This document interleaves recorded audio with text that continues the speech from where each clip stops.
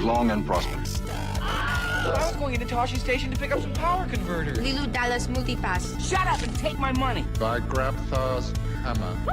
What a saving. One does not simply walk into Mordor. X never, ever marks the spot.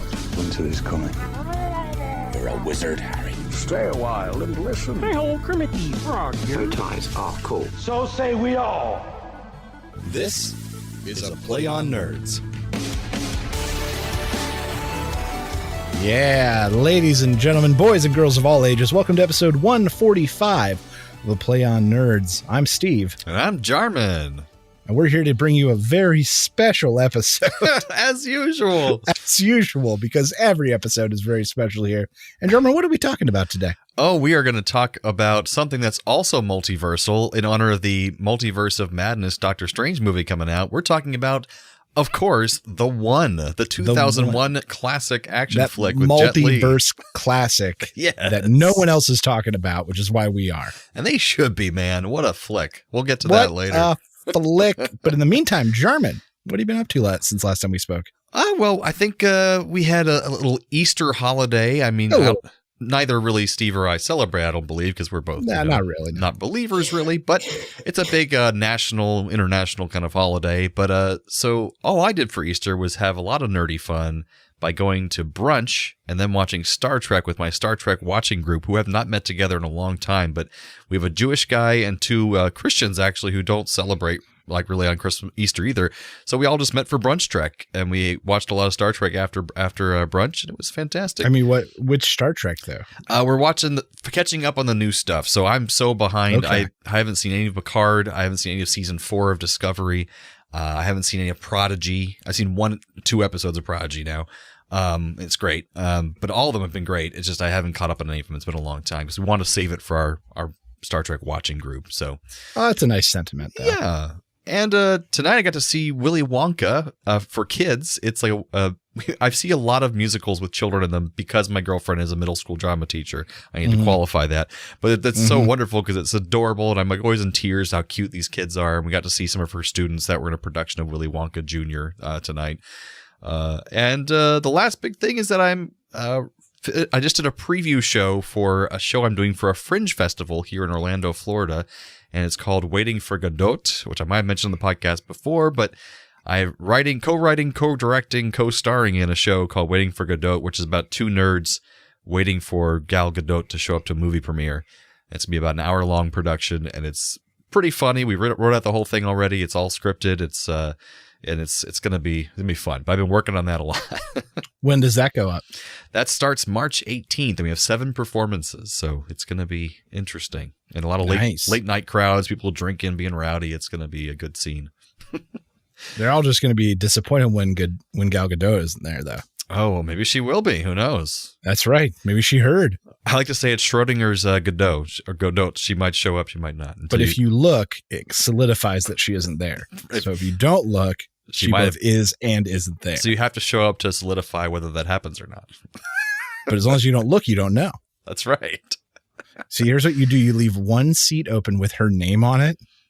And then when the lights come on, you won't know she's there. And when the lights come down, you convince yourself that she left before the end. I like it. So she both is and isn't there. We definitely should lock a seat off for her. You're absolutely right. That would be really funny, actually. It might be a good gimmick. And because it's similar to like the Waiting for Guffman, the movie. I love that movie. Oh, yeah. Mr. Guffman. Oh, man. So what was your week like since we talked last? Well, we're just getting my cat Truby back to normal. He's getting used to being back inside. His sister still really doesn't like him. Oh, yeah, folks. His cat was missing for how many days? 20. Well, we figured out where he was on day 13, and then it took us another week to catch him. It's insane. Yeah. So we've been keeping up. We've been doing dewormer stuff. We even took him to the vet because he's still having some butt issues. So he is on some kitty probiotics. Who the hell knew that was a thing? Made by Jamie Lee Curtis. And some stronger dewormer to get the big worms, I guess. Youch. So, that's just normal maintenance kind of stuff. But he seems happy. I don't know. He's a cat. That's good. And then we went to have Easter with my in-laws, and I immediately regretted it. Uh-oh. So we haven't seen them in some years. They have never met Dilly before. because of the pandemic, and they weren't going to get vaccinated. Many of them. I think like the brother who's a firefighter, he had to for his job, but the rest of them didn't get it. All 5 of them on one side got it, like got COVID. Oh gosh. And that wasn't enough to like convince them. But they knew our reasons. They knew why we hadn't seen anybody. They knew we were uneasy about this because we've been pretty open with that through this whole thing. And so I assume that we're going in with like politics rules. We're going to stay away from politics because it's Easter. Absolutely. We're going to stay away from COVID talk because it's Easter. Of course. Absolutely not. Of course. Both sister-in-laws show up and immediately, with literally almost no delay, come outside, sit down, and start into a 25-minute ignorant, anti-vax, anti-science BS session. One of them makes claims that kids can't breathe in masks.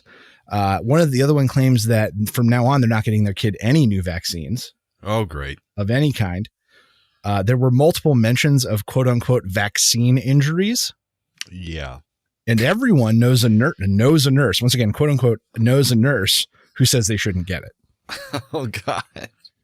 And I just had to sit there and bite my tongue. There's at one point where I was very close to leaving, but I stayed because I knew it meant important things to Anna. And then later in the car, she's like, I was so close to saying we should leave. I was like, next time, just say it and we'll go. And to have the knowledge that, of course, they know that you guys don't believe the stuff they're spewing, but they just don't care if it makes you uncomfortable at all. I don't want to say it's purposeful, but there came a point where I was like, this feels so purposeful.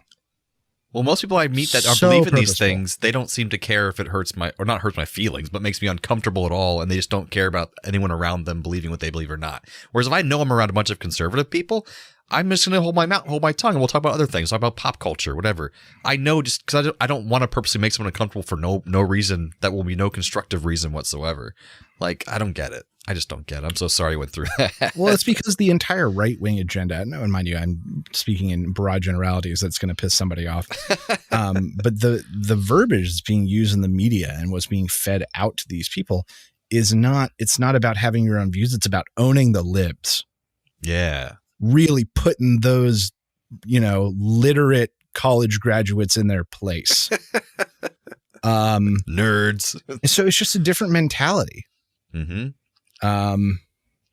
But yeah, so I don't know, like Mother's Day is coming up and we're already like, nah, I don't think we're going. Yeah. Like I'm sure you still get along with her mom. Again. Like, okay, but not the whole siblings. I love Paula. Paula's great. Yeah. But man, I just can't I personally can't do it again. I get it, man. That's a lot to go through. So, and really like Dilly doesn't get it, but like, I know Joyce hears these things. Yeah, she's probably confused. She's like, that's not what we talk about at home, Daddy. Yeah, we believe in science, don't we? Yes, we do, sweetie. Just never mind these people. That's why it's called a play on nerds, because we are nerds who believe in science over here. I believe in science. That's a good thing. And if tomorrow a peer-reviewed study came out that said that vaccines were harming children and causing elephantitis in the penis, and the scientific community reviewed it and said, yep, that's what it is, then I wouldn't get my kids any more vaccines. That's what I always say but guess what?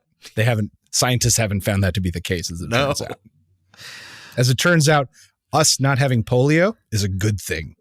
Weird. As it turns out. No more iron lungs for anybody. That's too bad. Man, maybe that's who's behind all this. Maybe that's the real culprit.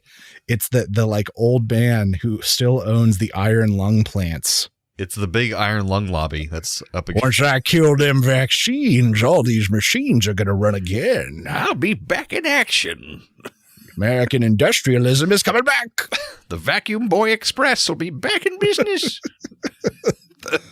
So happy Easter. Happy Easter. Let's go on some nerdy news. Yeah. It's time for Nerdy News.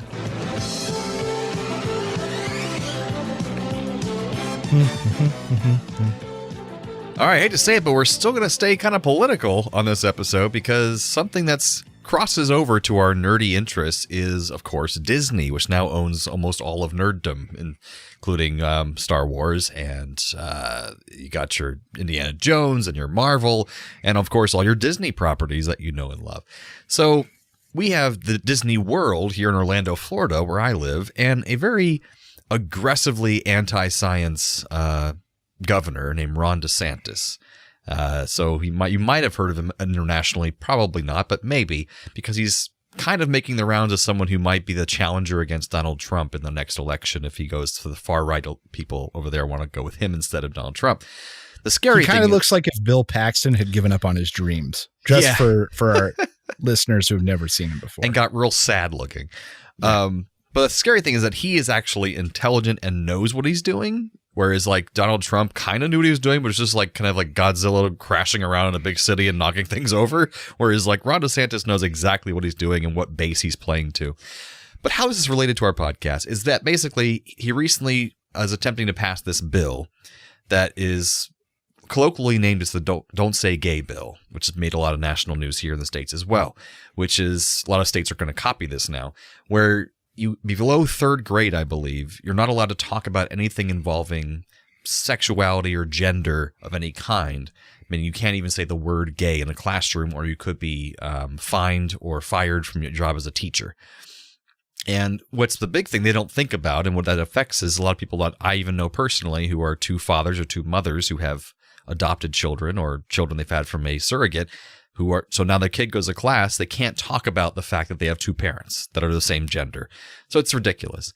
But anyways, we have a lot of people here in Orlando who are supporters of Disney World and have season tickets there. They go there all the time. And they were up in arms against Disney to take some kind of stance against this, because Disney also has gay days, which were never official, but there are these days in Orlando. I don't know if it happens in Los Angeles one as well, but where it's just known these are the gay days of Disney, and everyone goes there and wears their pride shirts and they support this. And Disney's really kind of backed it up, and they start selling more rainbow items those days and stuff. And so they thought that Disney was kind of a supporter of gay rights and that kind of thing.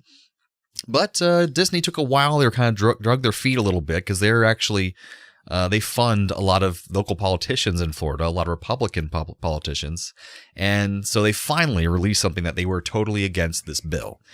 And as a consequence, lovely Ron DeSantis has come out, and he's saying that he's going to take away tax benefits that have been given to Disney since they've been around here in Orlando, I think since the 70s when Disney World first opened.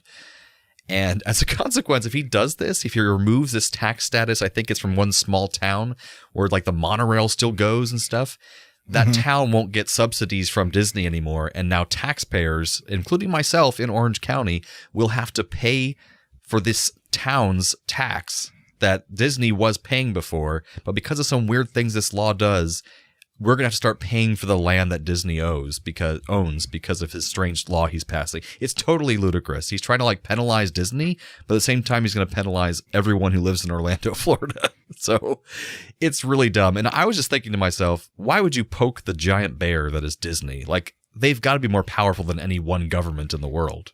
They have the money, certainly. I think where he has them is that they have sunk billions and billions of dollars into these parks. It's not a situation where they can walk away. Yeah. They can't threaten to leave the state. Well, the thing is, it just wouldn't happen. I mean, but hurting their business like directly hurts the Florida economy, which is very weird. Like, but it's true. Like, one of the main attractions of people coming from around the world to Orlando is Disney. So I'm like, what is he thinking? I don't know. It's just not going to end well either way. It's just Disney just needs to buy better politicians. That's all I'm saying. I agree. I mean, hell, I've maintained for years that Apple needs to pick some like Midwest state and put a huge headquarters there, move a ton of people out there, and then just take over the state, basically. Yeah, and politically, it would change completely. If we went and took our entire staff to like South Dakota, we would suddenly make up like 30% of the population of South Dakota. Oh, yeah. It'd be real cheap, too. Oh, man. Except for a minute until every house is bought up and costs $7 billion. Well, yes, that's true. We just make Silicon Valley somewhere else. If anything, if we moved, houses here would get cheap. Yeah, I'd be moving to Silicon Valley. Oh, man. But anyways, it was a slightly nerd adjacent news, but it fit well actually with our little political conversation earlier. Yeah, man. But now we're going to talk about a movie called The One.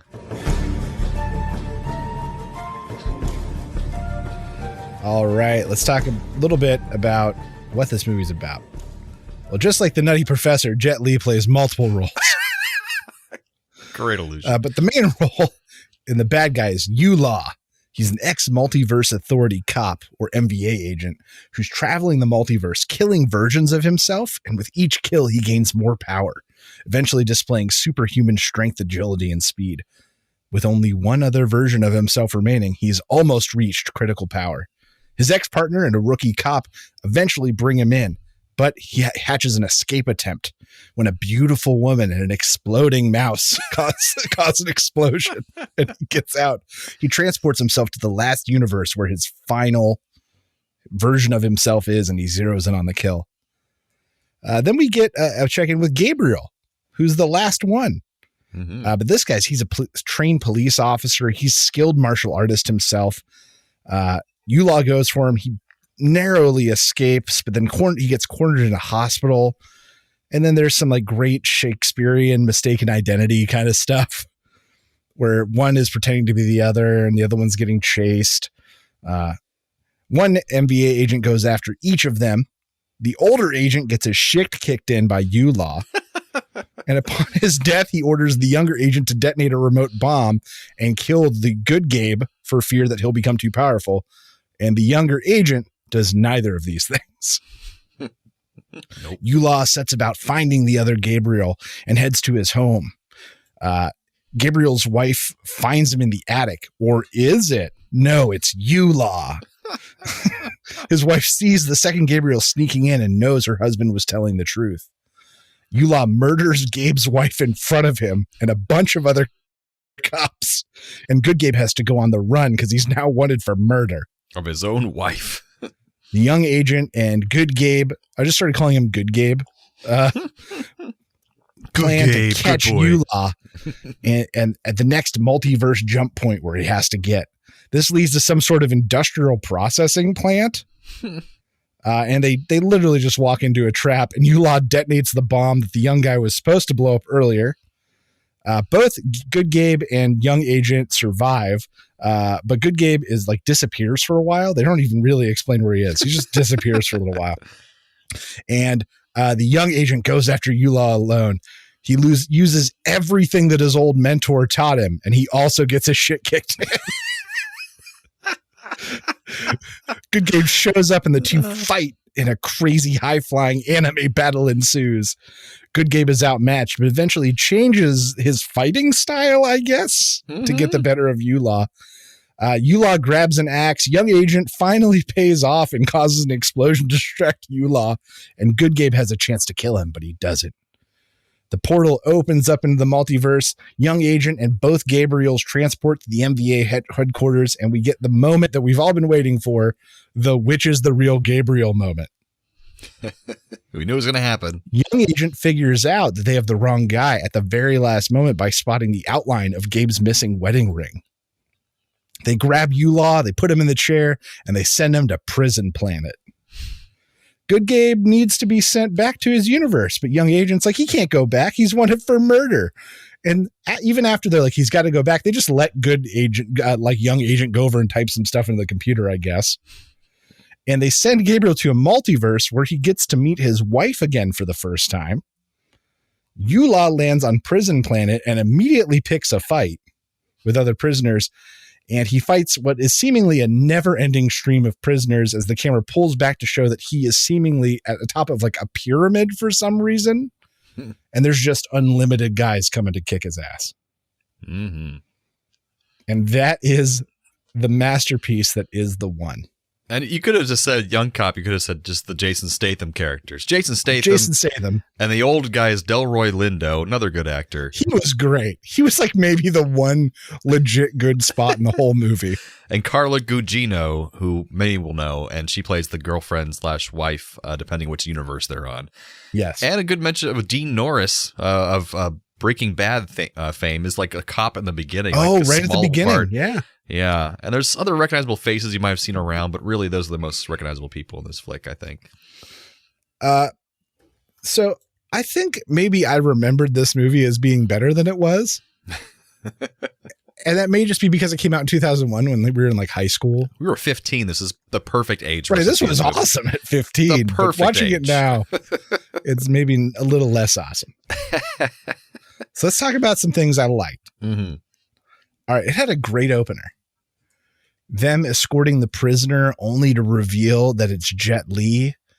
Oh, but then he's attacked. And who is it? Another also Jet Li.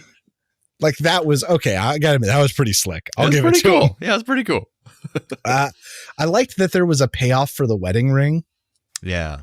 Like they loaded that bullet so early when he goes into the hospital. And it made sense. He's going to MRI machine. He has to take off his ring. And Right. it's like they made it work. Yeah. And then at the end, that's inevitably what saves him.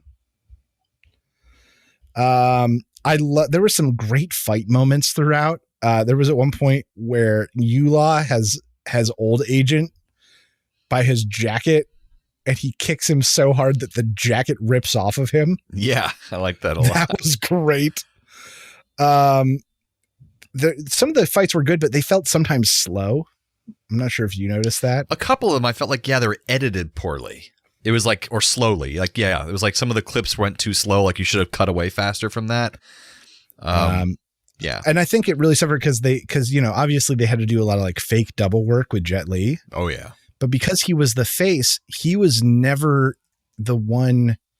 He was more often the one receiving the hit because they needed the camera angle to show him taking the hit. And it was very rare that Jet Li was the one actually attacking. And I actually learned that they did this for the first time in this film where they actually had most of the fights. He didn't have to learn both the parts for most of it because they had the stunt double put on a green screen face so that he could still see out of it, of course. But then so they just green screened Jet Li's face onto his face after the fact.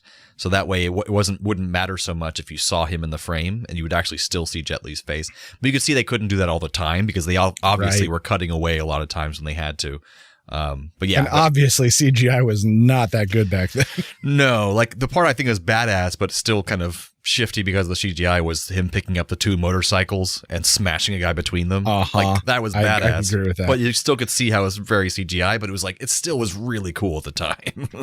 Some better CGI. I thought their final fight scene after the explosion, the sparks flying. That's a badass scene. But they're moving slowly. It was a really good and clear way to illustrate just how fast they were moving without having to speed them up. Yeah, it was very anime in fashion. But then immediately after that, they did a bunch of slow-mo stuff that made no sense. I was like, I was with you, and then you guys made a left. Why'd you make a left? Why'd you make a left? Some things I disliked. When Good Gabe has seen Yula in the hospital, there was this series of I feel like it was 5 minutes where every time they went around the corner, they played the same bit where he saw himself in a mirror and thought it was Yula. But they did it 6 times back to back. I was like, how many mirrors can this hospital have? It's a very vain hospital. There was some weird motion blur stuff throughout. And they kind of used it at random times too. That didn't make sense to me. I didn't really notice that. And then I think where this really fails is the ending. The ending fails so hard and it really falls apart because Good Gabe is going to a different universe. And that makes sense. That's a great wrap up. But in the universe he goes to, his variant was already killed, presumably, because Yula killed all the other variants. Right. So he's literally walking into the life of a dead man. We don't know how long he's been dead. They had a funeral probably. Now he's just back. Okay. And unless there's a time travel aspect involved, somehow he is able to fall in the exact same scenario under which he met his wife. And somehow Jason Statham cop knew that this specific universe existed. Right. And the specific set of circumstances also existed. Here's how they could have fixed that easily would be that they said there are unlimited amounts of multiverse possibilities, but you don't exist on all of them. So you could still go and kill all of your other doubles and there could still be unlimited other universes, but you only exist on 123 of them.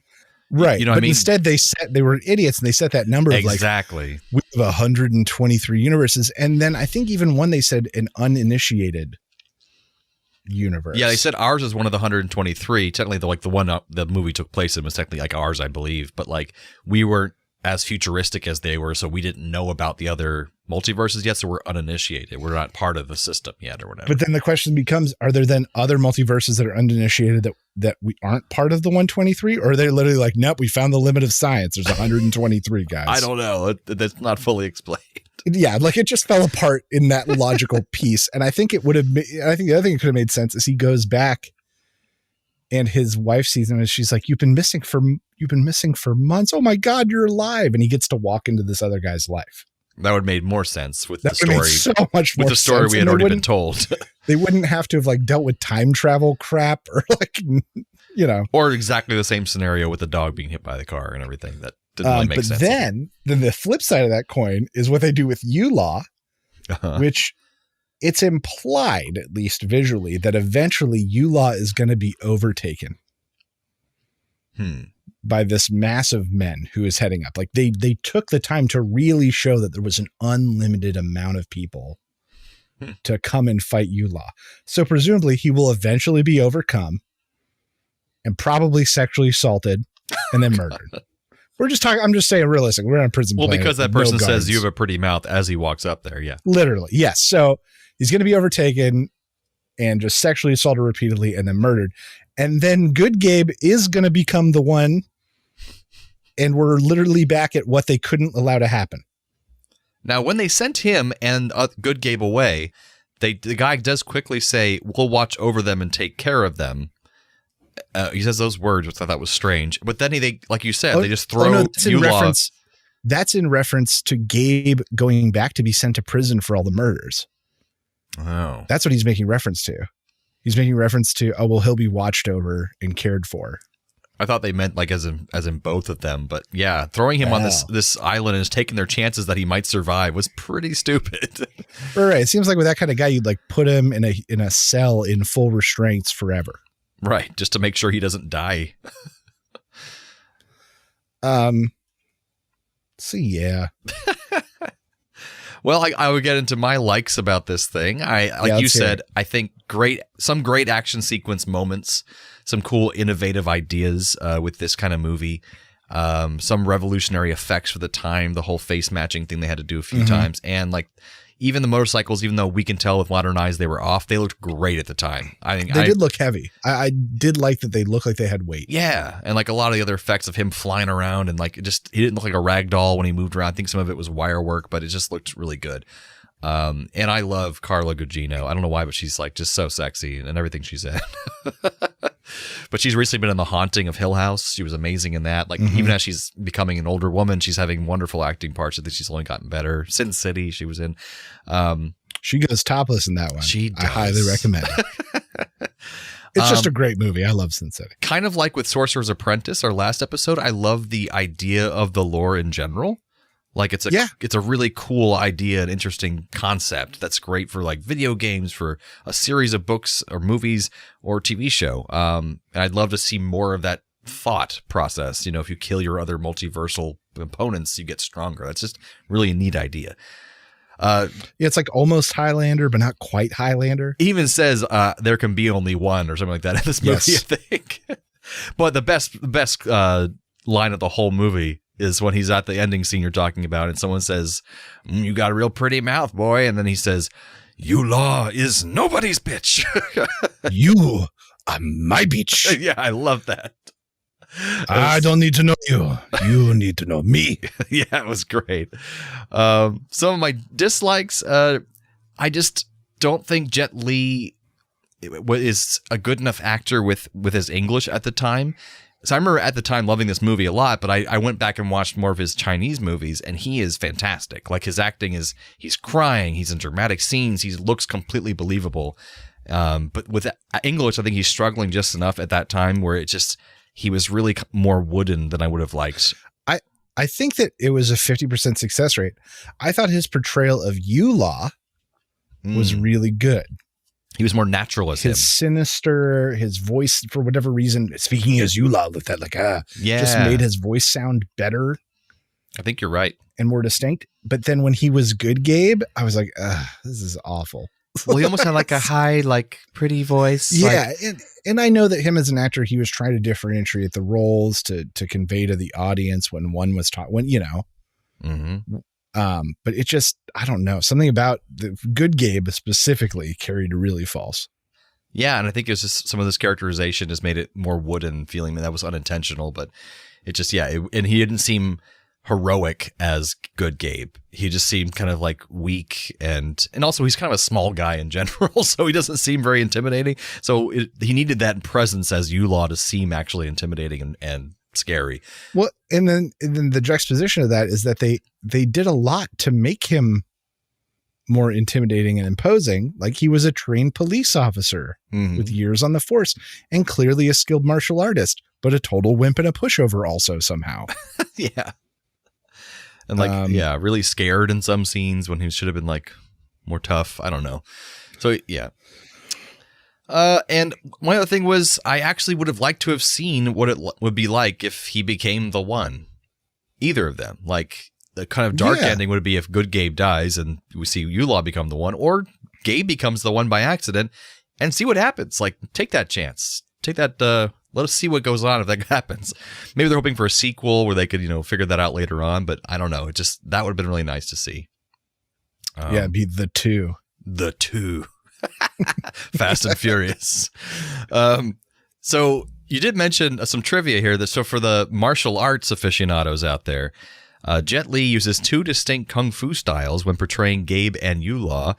The evil Yulaw uses Jingshi Quan, or Mind Form Fist, which is loosely translated, as can be seen when he is training. It's very linear, offensive style. Gabe, on the other hand, practices Bagua Sang. I'm probably pronouncing this terribly wrong. I apologize. Or the 8 trigrams palm. It's characterized by open palm fighting with circular footwork. Both styles are two of the three main internal styles of Chinese Kung Fu, the third being Tai Chi. So there's three main styles. Tai Chi is the third. And I did like the fact that the Yulaw was close fists, and when good Gabe was all pissed the whole time, he was just kind of wailing on him, but then he's like, oh, go back to your style. Go back to your form that you know so well. Right. It wasn't until he abandoned the offensive Yulaw style and embraced his style. Then he actually was able to beat him. I kind of like that. That their breakdance fight was finally able to be won. Because that's breakdancing music. Just thinking of dance fighting. You heard it here first. So the University Medical Center, where Gabe goes for the MRI, is actually the North Hollywood Medical Center where the popular sitcom Scrubs is filmed. Okay. So it's the same hospital interiors as Scrubbed. I like to imagine them inside while all this is happening. Yeah. And this is, I had forgotten this fact, but I knew it back then, was The Rock was originally attached to star in this film. It was going to be a Rock vehicle. But he left to go work on The Mummy Returns in his horrible stint as the Scorpion King. So for a while, and it was just called The Rock Movie. They didn't have a title for it. And then it became, when he left to do The Mummy, it became Untitled Sci-Fi Project. And then when Jet Li came on board, it became The One. But what a different movie this would have been if it was The Rock instead. Do you think he was supposed to be in the main role, though? Yeah, it was going to be starring The Rock, Dwayne Johnson. Yeah, but maybe, I don't know. This is just my thought. I could see him in the Jason Statham role and have the Jason Statham role be beefed up. Oh, that's possible. And then when he wasn't attached and they put this almost no name Jason Statham in here, 2001 Jason Statham. Well, Delroy Lindo wasn't boost Jet Li. Delroy Lindo wasn't really big in 2001 either. Yeah, but he wasn't the main character. He was supposed to die. He was the Obi-Wan. No, but yeah, Dwayne Johnson was going to be the star of the film. Okay. Unless you're right, the star was going to be the young time cop or whatever, Right, and that's sort of, when I hear of him in the role, that's the role I go, yeah, that would make total sense. Like a time cop sort of thing. Minus Jean-Claude Van Damme. I love Time Cop. But I know you do. It probably doesn't age well. I know it doesn't. So that's it for The One, folks. You guys should check it out. It's actually a lot of fun. It's short and sweet too. It's like an hour and 23 minutes. It's not a big deal. So give it a shot. All right. Now, to celebrate the one in the multiverse of madness, I've got a game called In Another World. Let me switch over tabs now to the tab I call A Play on Nerd Secrets. Ooh. Where I keep secret things from Jarman so he doesn't see them beforehand. Nice. Well, in this game, I've got a bunch of titles of popular and famous movies, or what they almost were. Oh. These are alternate titles that were in consideration or at one point used for projects that you know and love. I'm going to give you the alternate title in Jarman. You have to guess what it is. I picked ones that are descriptive enough or clue-filled enough for the most part to hopefully at least give you a chance. Okay, I appreciate that. Yeah. So there are 10. Are you ready to go? I am ready. All right. Star Beast. Star Beast. Critters. No, Alien. Oh, dang. Hey, we got the buzzer back. I did get it back. All right. Here Comes the Boogeyman. Halloween? No, that is Jeepers Creepers. Oh, damn. That's good, though. Right. High, Wide, and Handsome, also Loud and Proud. What the hell? High, Wide, and Handsome, also Loud and Proud. The Nutty Professor. That is Talladega Nights. Oh, God. Ballad of Ricky Bobby. What a terrible name. All right. When I Grow Up. Big? That is Big. Yay! Got one so far. All right. A Boy's Life. Oh, I knew this one. Oh, man. This was something I've seen. This is kind of famously one of the famous kind of factoids that's thrown around. I know. Oh, Star Wars. No, it's E.T. That's right. Damn it. All right. Watch the Skies. Oh. Close Encounters of the Third Kind? That is correct. Yes. Fun fact about those last two, A Boy's Life and Watch the Skies, they are both featured on a movie theater awning in the movie Gremlins because Joe Dante always snuck in Steven Spielberg references to make him smile during dailies. Nice. I like it. So both A Boy's Life and Watch the Skies are on the awning in Gremlins. The Contender. Rocky. That is Rocky. Yeah. All right. I knew that one from college, actually. The Scar. The Scar? A Scar. A Scar. The Scar. All right. Well, trying to think of people with scars. Geez, this is not going well. Freddy Krueger. No, the fire. No, it's Scarface. Oh, Scarface. Scarface is much better than the Scar. Spaceman from Pluto. Oh, that's Back to the Future. That is Back to the Future. Yeah, I knew that That's one. That's another one of those famously known ones. Right. And I just watched the How We Made It or whatever it's called on Netflix, a wonderful show about the movies. Oh, it's spectacular. Just great. Yeah, great show. All right. This is the last one. Oh, boy. Library Revolution. Oh, my God. Library Revolution. Ghostbusters. I'm sorry. That is The Breakfast Club. All right, Jarman. Out of 10, you ended up with 1, 2, 3, 4. 4 out of 10 for Jarman on In Another World. I don't deserve that applause. That's why you gave it to yourself. I'll give myself both. If you have the means, I highly recommend picking one up. What do you recommend I do? I recommend Pleasant. All right, so today's Radical Recommends are going to go to Moon Knight. Now, I mean, this is not a very good niche Radical Recommend, as I'm sure any big MCU fans out there are watching Moon Knight right now on Disney Plus as it comes on, or wherever it comes on in your country. And I'm going to recommend it because not that I think it's the best MCU series yet on TV, but because if you aren't an MCU fan, but maybe you like Oscar Isaac, or maybe you just like superhero stuff, but you have not been able to keep track of all the MCU stuff, you can jump into this show. It's 6 episodes long. They're not all out yet.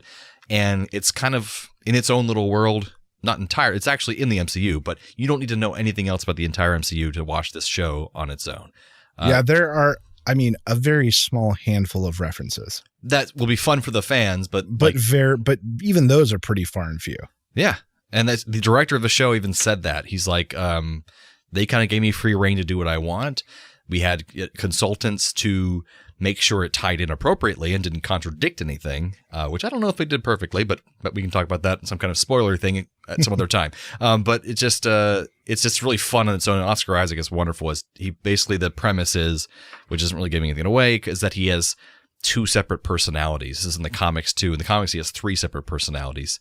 So it's kind of like a mix between Deadpool and Batman and I don't know what, something else. I kind of agree with that. Yeah. And he's at war with himself, but eventually has to learn to cooperate with himself. Yeah. Yeah.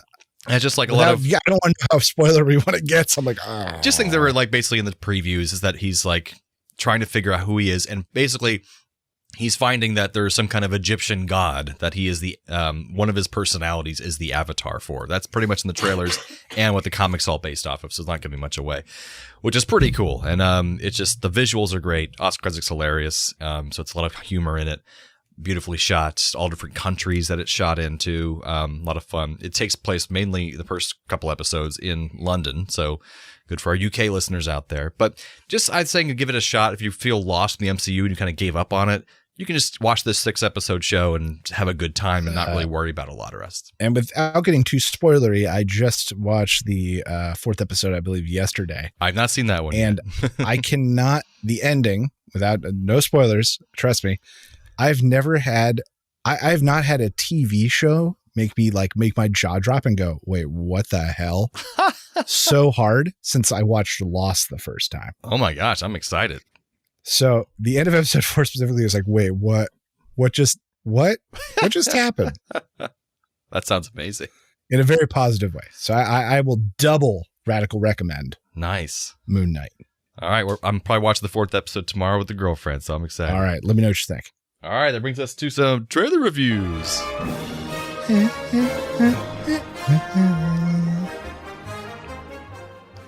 So what you got for us this week, Steve? This week, who's not talking about it? That's the official first teaser for Marvel Studios' Thor, Love and Thunder. Oh, yeah. Finally, the 4th installment of the... How weird is it that we are on the 4th Thor film? I know. I remember when Iron Man came out. I don't. I was drunk for most of that. Well, this looks like it's very much going to be in the vein of Ragnarok and Guardians of the Galaxy. Funnier, lighter, with good, sentimental, deep moments when they're appropriate. They haven't shown the villain, but the online basically has a very good idea who it is. Well, it's public knowledge that it's right. What's his face? Christian Bale is playing the villain. Is playing, yes, and the theory is that it's Gore the God Butcher. Yes. Previous, regular schmo who prayed to the gods to save his family, and when they didn't, he made it his life's mission to hunt them down. Good for him, He wields a sword of pure darkness that was created by, I don't know, some god I can't remember the name of, but who is the god of all the symbiotes. Oh, that's right. I remember that being connected. It's crazy. So there's some crazy big lore here. The fact that we just got Venom, like kinda transported to the MCU. Right. Makes me hope that they're going to tie it in, but we'll see. Maybe. But I'm very excited for this. Yeah, the trailer in general looked... I like that there wasn't as many super goofy moments in the trailer, to where I think, there'll be at least some of this movie where it will be taking itself a little more seriously at times, because he's like really on like an existential journey about who he is. And I kind of like that, Taika Waititi maybe getting a little bit more of a serious edge, but it's going to be very silly too. Like he can't help himself. He's Taika Waititi. But I'm willing to bet that the Guardians of the Galaxy are gone after the first 9 minutes of the film. I believe that too. I wouldn't even give them a full 10. Yeah, that's fine. I want that way. Right, we should get a little taste of it, a little taste of what Guardians of the Galaxy is going to be, and then that's it. Yeah, because let him do his own movie, and he goes off with that. Is that Core, the adorable New Zealand rock monster that he's with for most of the movie? Poor. Yeah. That's amazing. And of course, Mick and I are going to start a revolution. And the reveal at the end. You want to talk about that? I don't know. What was the reveal at the end? You get to see Lady Thor. Oh, that's right. Just very quickly, Jane, as she's called something specific. I thought it was Lady Thor. I thought it was Lady Thor in the comics. Ultimate Thor. I don't know. I think they were trying to stay away from like the sexist, like lady stilt man kind of shit. I agree. That's probably better. But yeah, Jane wields a reassembled Mjolnir while spider things fight in the background. It's all very exciting. I'm very excited. It's not a Marvel movie without a entire CG army to be killing. And just fun tie into one of our other episodes. In this movie, you get to see Thor's goats get to pull like a ship. And those goats are the Yule-Balken or Christmas goats that later became Yule-Tomten Christmas gnomes, who a lot of Santa's based off of from our Christmas episode. Those are the Yule-Balken. Yes. That is a callback. Thor's goats. And also we get a very brief glimpse. You'll see the guy holding a giant lightning bolt very quickly in the trailer, wearing all gold, brown hair. That is going to be Zeus, the Greek god. And so he's apparently going to visit some gods in this, and apparently there's going to be a god butcher. And that's already been announced. That's played by Russell Crowe. So Russell Crowe. He's playing Zeus. Yes. There's a theory that I have seen that I kind of believe, which is that some people think that's like the opening, and we're going to get to see Olympus and like this really great thing, you know, and then Gore's going to show up and just massacre them. And that's going to be like our introduction. That would make sense. But then Russell Crowe, who's like just gets introduced to the MCU, immediately dead. That would be really funny and very Taika Waititi-esque. Well, and I think also what it would do is it would really set up the severity of Gore. How powerful he is. Just shows up and immediately wipes out Zeus.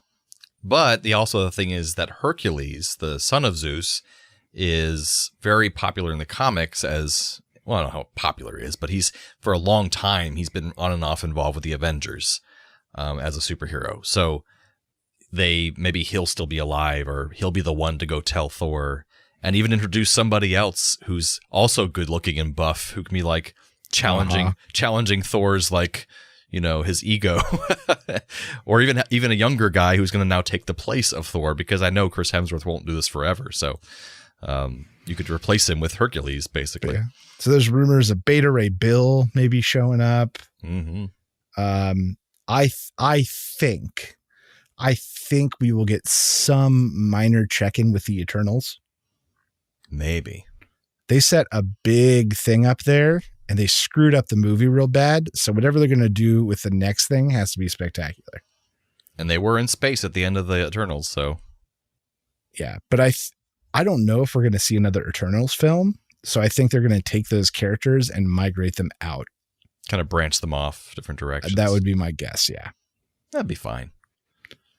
Yeah, I'm excited. Me too. I feel, man, like I know that they're like, you know, Disney's the man and whatever, but Marvel just keeps making really good movies. Yeah, and especially I always enjoy the Marvel movies I see, and on top of that, I also always enjoy every Taika Waititi movie I've ever seen or project he's been involved with. So I'm like, of course I'm going to like this movie. It's going to be great. Well, I think that's the difference between them and a lot of the studios is like they bring in fun people. Yeah. That have a definitive vision and they let them do their thing. The problem was they weren't ready to quite start doing that better yet when Ant-Man was around. Because they had, what's his face, who did all the Simon Pegg movies. Oh, I God. can't remember his name. I'm forgetting his name, but he directed the Cornetto trilogy and everything. And he was going to be directing Ant-Man, had all these great ideas to make it more like him. But they really pushed back on it and wanted it to be more generally like a Marvel movie. But then after that, they started getting more and more away from that. I feel like if they did that now, they would have let him do whatever hell he wanted, because it's kind of like, right, you know, do your thing as long as it stays within canon. Cool, you know. Now we just got to get Jordan Peele back to direct the next Black Panther film. Oh, that would be sweet. And then we got them all. We got Taika Waititi, Jordan Peele, and James Gunn always under one roof, and we got it. Then we just got to get James Cameron in here for like a 4-hour Kree movie. Yeah, more blue people. and we're good to go. That's fantastic.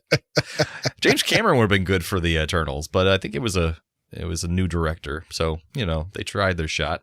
They tried. I didn't hate it. I didn't like it.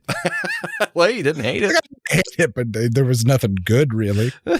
It was all right. It was all right. Well, I guess that does it for our episode 145 of Play on Nerds. Next time, episode 146, we're going to be talking about Firestarters coming out on May 13th, when we'll be releasing that episode. So we're going to be watching the old Firestarter, the original OG with young Little Drew Barrymore. Baby Barrymore. She's so tiny. And it's very exciting. And you should be excited too, because the new one will almost assuredly be a wreck. We hope not, but probably. But probably. We're not seeing it in theaters, so it's fine. Nah. Nobody. That's the thing. Nobody's seeing it in theaters. Probably not. So we're going to watch the old one. It's going to be great. Ladies and gentlemen, thanks again for joining us. We will keep on coming back to be your nerdy co-hosts if you keep on coming back and being our nerdy audience. Thanks again, Internet. Stay nerdy, my friends.